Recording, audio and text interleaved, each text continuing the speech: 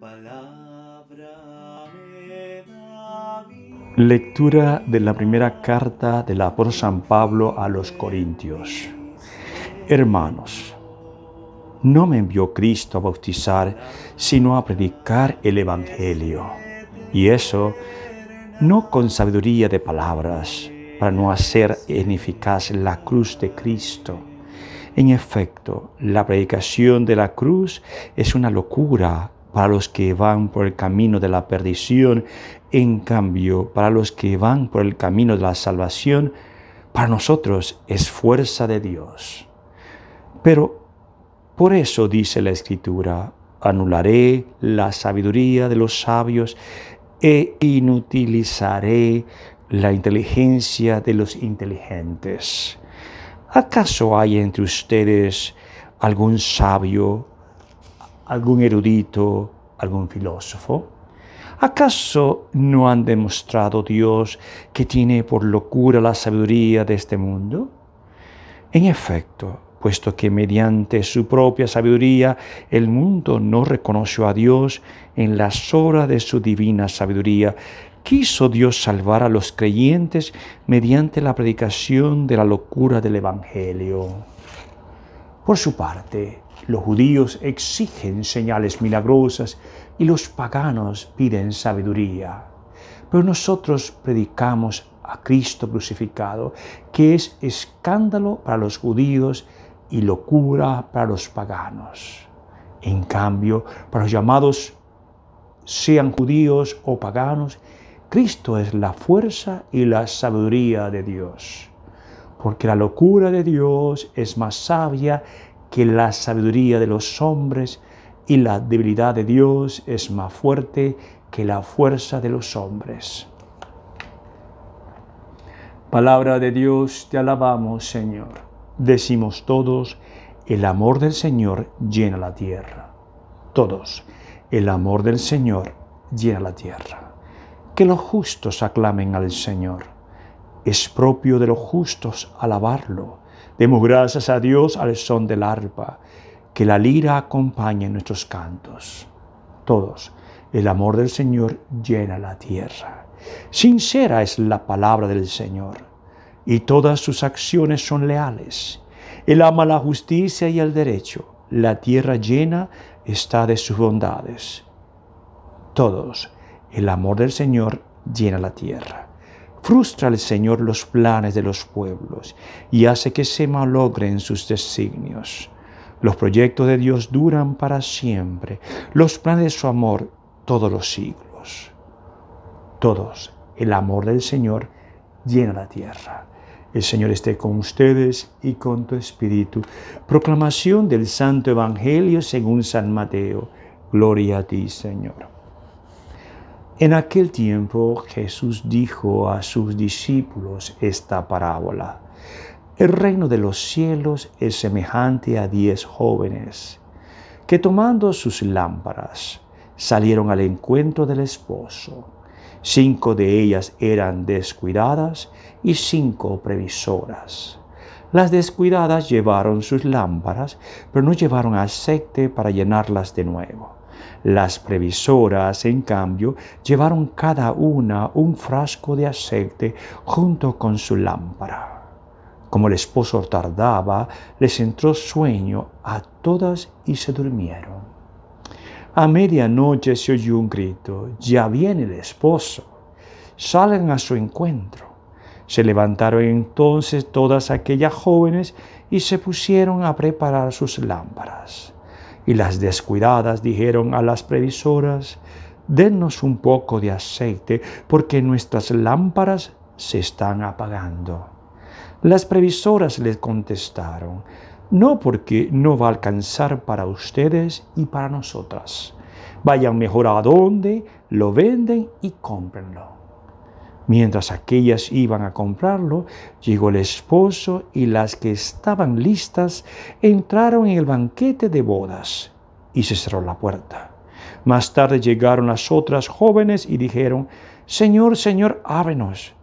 Pero él les respondió: yo les aseguro que no las conozco. Estén pues preparados, porque no saben ni el día ni la hora. Palabra del Señor, gloria a ti, Señor Jesús. Hoy seguimos caminando con el Evangelio de que dice Jesús que estemos alerta.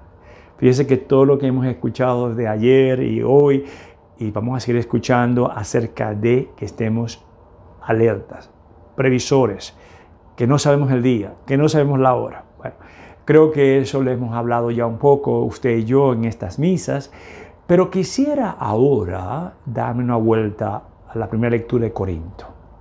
Corintios es un sitio donde le expliqué yo ayer que era donde un lugar comercial donde había toda clase de personas. Y yo le dije ayer, y además le expliqué que San Pablo venía de un tremendo problema, diría yo, en su evangelización, decepcionado de lo que pasó en Atenas, y como le dije, está basado en Hechos de los Apóstoles. Pues viene a Corintios. Cuando viene a Corintios se da cuenta de que esta comunidad tiene muchos problemas, pero viene ya con una manera diferente de ver. A veces nos hacen una pregunta, ¿qué le pasó a San Pablo en Atenas que no pudo convertir a nadie? Porque realmente una misa, un retiro, si no hay conversión, no llegó.